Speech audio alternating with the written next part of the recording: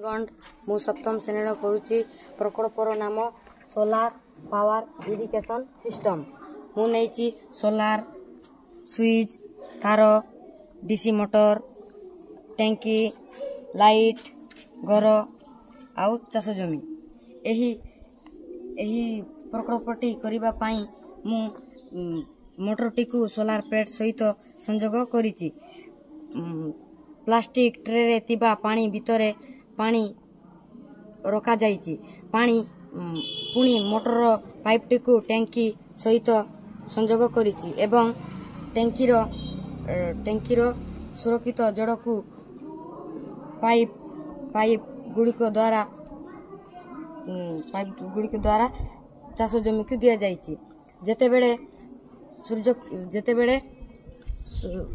सौर शक्ति solar plate रे पड़िला सेतेबेले सौर शक्ति विद्युत शक्ति रे रूपांतरित हेबो मोटरटी हेबा पड़े मोटरटी घूरिला एवं बुतड़ जड़ ऊपर को आसी टैंकी रे रहिला पड़े आवश्यक समय रे चाष जमी रे व्यवहार करि हेबो तापरे एही प्रकल्प पड़े शक्ति संरक्षण होता है एवं आवश्यक समय रे चाष जमी रे जड़ जगाई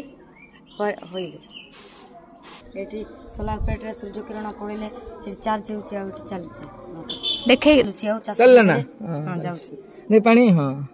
एटी आछि हां ठीक है आ चाष जमी रे जाउची हां हां हां ठीक